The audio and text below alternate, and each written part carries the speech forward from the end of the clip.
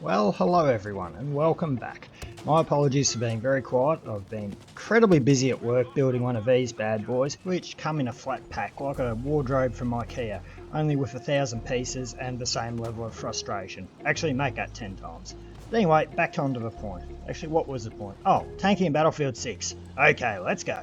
In order to look at the tanking in Battlefield 6 and what we want it to be, I feel we should first look at Battlefield 5 and the failures that made tanking up close and personal very hard indeed, if not suicidal. There are a number of reasons why tankers didn't like getting up close and personal in Battlefield 5. After having a real good think about it, I've narrowed it down to just a few main reasons. The difference between Battlefield 5 and Battlefield 1 is the proliferation of anti-tank weaponry, which is now available to almost any class and has a variety of gadgets and grenades which can easily do major damage to a tank. And while every class did have access to the anti-tank grenade, these were not used very often. The second reason is tank mobility. If you look back to Battlefield 4, you'll see there are so many anti-tank weapons, it's not funny. Yet, somehow, tanks didn't camp in Battlefield 4. Why? Because they were quick, they were agile, you could easily manoeuvre around the map. You didn't have to worry about getting stuck, you didn't have to worry about being one step ahead of the game. You could easily just hit the throttle and get out of there if you're in danger. In Battlefield 5, tanks are incredibly slow to accelerate. Of course, light tanks are always going to be nimble, but the majority of tankers prefer a medium tank, and even these are very slow. While their top speed might be alright, it takes a long time to get up there, as anyone who's been ambushed will tell you. This makes pushing objectives or any situation where enemies might be around you incredibly dangerous, because if you get ambushed you'll not be able to get out of the area quickly and you'll likely die. This makes a perfect storm for people sitting back off cap, which is okay to a certain degree, but when you got people sitting in deployment it becomes very frustrating for both enemy infantry and tankers on your team who know they can do a lot better. Another reason is persistent damage, that being when you're hit by a rocket it might do 30 damage, but you can only repair 20 of that damage. This overall has a cumulative effect of bringing tanks' health down, especially aggressive tankers who are constantly taking damage. And in turn it also rewards a passive tanker who's never far from a repair point, or who has plenty of space to get out and repair his own tank without being rushed by infantry. This means the aggressive tanker has to rely on the goodwill of teammates using the support class and repairing him, which rarely actually happens, because if you're up close and personal, those support players are going to be busy fighting off enemy infantry. Only a select few will repair you, and that's incredibly rare. Which brings me to the last point, and that is tank entry-exit animations. With these animations in place, it's best practice for a tank to go all the way back to a repair point, even if it's miles away in deployment, rather than risk jumping out their tank, being killed and having a sneaking enemy take the tank. I honestly don't see the gameplay aspect of having these animations in. When you add all these factors together, it makes aggressive tanking incredibly difficult and unrewarding. One lesser reason why a lot of tanks camp is because they're actually designed to. If you have a look at the map design in a lot of Battlefield 5 maps, such as Aerodrome and Mercury, you'll see that there's a lot of key positions on hills which you're crazy not to sit there in a tank. Like, I could sit on Charlie Hill on Mercury for the whole game, get a hell of a lot of kills, and be relatively safe to everything except for aircraft. While technically it's not camping, it's not exactly pushing either. The whole map is designed around the fact that me sitting in a tank on that hill is the best place for me and the best place for me to be to support my team, and that really shouldn't be a thing. So how can we reward aggressive tankers in Battlefield 6?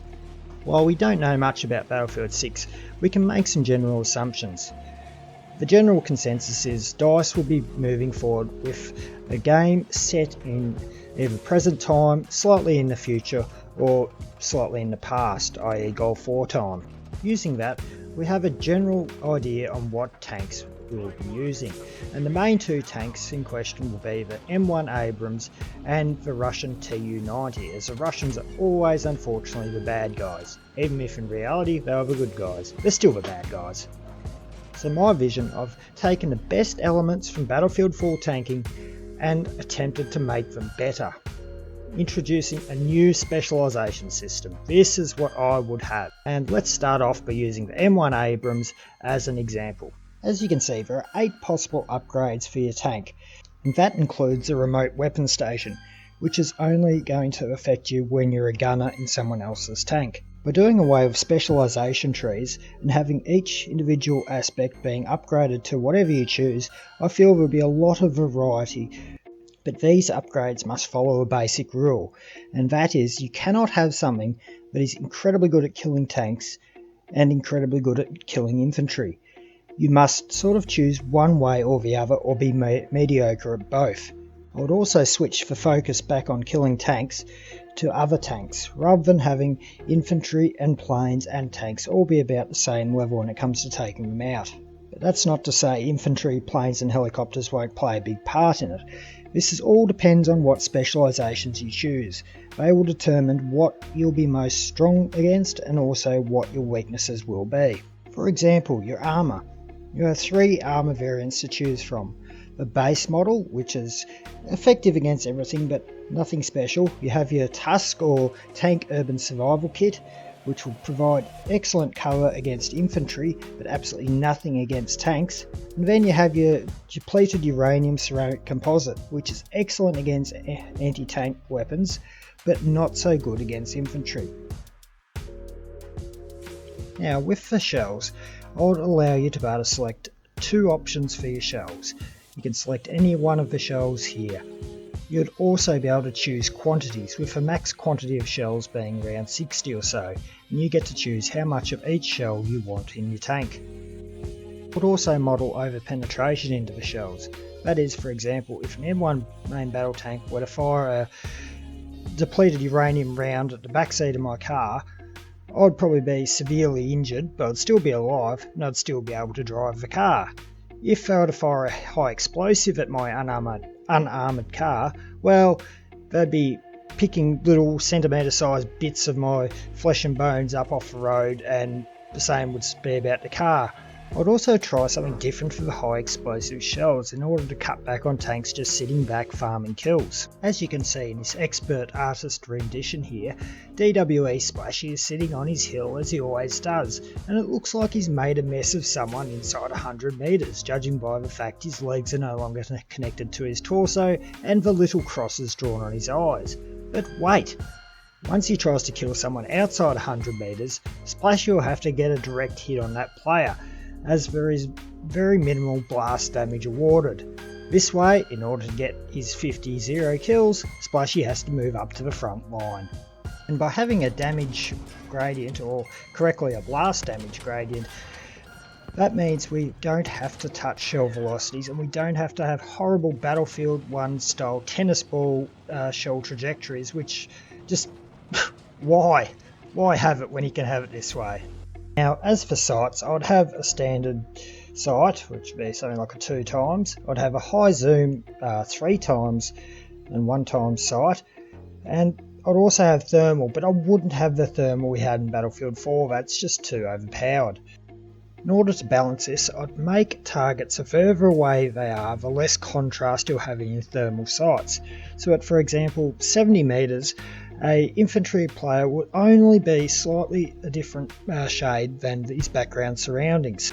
The whole idea of the thermal sight will be balanced towards the anti-infantry role in a close-up setting. Moving on to the heads-up display while you're inside the tank. I would keep the whole modern theme, however I wouldn't use genuine sights. I would use just a simple crosshair like I have here. You would also have the ability to change your crosshair colour, i.e. HUD colour, to whatever colour you want, and also be able to change your crosshair thickness from 1 pixel all the way up to, well, whatever. That way someone playing on a 1080 display can have a visible crosshair, yet someone playing on a 4K display doesn't have to have a giant steel bar running across their sight blocking anything that moves. Tanks would also get a standalone upgrade. They could have everything from a trophy system to infrared paint, which means you can't be locked on by lock-on weapons, to an auto loader, which will load a lot quicker but also takes up space, so think half ammo, and something like a gyro stabilized gun system, so you can actually shoot accurately on the move. But I don't know if that'll be able to be implemented in the Frostbite engine. That's probably a bit too tricky. But if you have a look, this is probably the most overpowered of all the things, and you can only choose one of them. I would also probably have a countermeasures specialization option, and you can see that I've actually incorrectly put the trophy system in there, but pretty much that would be either your smoke launcher or an anti-personnel launcher, which will launch those little frag grenade things in frontward direction only in front of your turret. Probably the only thing I'm sitting on the fence with is whether to have different factions tanks to be completely identical except for shape, like in Battlefield 4, or to have each individual tank have its own strengths and weaknesses like in Battlefield 5. There's sort of pros and cons to both sides of the argument, and even as a tanker I can't decide, so this one I don't really mind. And while Battlefield 5 has been bashed and bullied around, and in many cases rightfully so, there are some good things we can take from tanking in Battlefield 5. First of those being the original damage system, where shell damage was dependent on what angle your shell hit at. And shock horror, believe it or not, I actually prefer the Battlefield 5 style ammunition attrition system. The only difference I'd make though is I'd make the resupplies be completely indestructible, and I'd have no spawn resupply. I'd only have them on the caps, so if you want ammo you have to push to the cap. The benefits of the Battlefield 5 system is that you can unload an incredible amount of shells within a set time, which is very handy when you're aggressively pushing objectives or have a large group of enemies you want to stop. Whereas in Battlefield 4 you had to wait for the autoloader to catch up or your shells to reload, and that sort of limited how aggressive you can be, really. Damage on the other hand will be completely up to yourself and your gunner or any friendly engineers to repair, because without any vehicle entry exit animations and with a quicker tank, there's no reason for you to quickly back out of cap, go around, hide behind a rock or something, jump out, immediately repair your tank and then resume your push. With that system you could also do away with a ridiculous quick repair. I would also keep the same Battlefield 5 system of critical damage and damage components, but add a little extra so that, for example, if you can put a shell into the vision slit of a tank, the tank's operator will be blind for a couple seconds, or if you even hit the turret ring, which would make it incredibly hard to hit, if you can manage to hit that, the turret would not be able to move at all for, I don't know, let's say 30-40 seconds, something like that. Just little things like that. And I know this is meant to be about tanks, but let's face it, get rid of the bombers. Ever since Battlefield 1 and that Muramitz bomber, players, doesn't matter whether they're on the ground in a tank or on foot, have had to deal with horrible kill farmers with overpowered vehicles such as the Mosquito that not only has a large ventral cannon to take out aircraft and ground targets, also has a 4,000 pound bomb. This kind of pro-aircraft bias within the DICE office needs to stop, and it needs to stop now. Now I'm not saying nerf planes into the ground, well I might say it in game when I'm in a bad mood. Make them high skill. Don't have a vehicle, and this includes a tank, where you can just jump in and someone can go 50-0 without any skill or effort involved at all. If you remember back to the start of Battlefield 5, that's what the planes were like. Players were getting incredible kill streaks because they were so ridiculously overpowered. We don't want this in Battlefield 6. So get rid of the bombers, increase the skill ceiling on the fighters, make them as very difficult but very rewarding at the same time, so that a real good player can be absolutely lethal in them, but a new player has to learn the ropes. And just to touch on map design again, we don't want Battlefield 6 to be like what's happening here. There is no reason for me to move over to Charlie. That would put me at a disadvantage, and while I'm moving to Charlie, Delta's defences would be severely impacted, meaning that Delta would probably be recapped by the enemy. While I'm sitting here, I can shoot enemy tanks as they move out of spawn, I can also provide decent coverage on Charlie objective to help the Blueberries cap it. There's no real reason for me to move off Delta, and you see this in so many Battlefield 5 maps. What we need is a Battlefield 4 system where all the cover is on cap, and outside of the cap you're in the open and you're vulnerable. Think Goldman Railway on Battlefield 4, that's what I'm trying to mean. I was also for a long time thinking how good it would be to have a score per minute based priority tank spawn system, so that the highest score per minute who wants to spawn in a tank will get that tank. Now my score per minute's not that great, I've only got like a 470 score per minute in the tank, but if someone with higher score per minute were to get it, well, they're either going to do better than me or they're going to die very quickly. But I don't think that's a good idea, just for the fact that new players won't be able to get the tanks very often.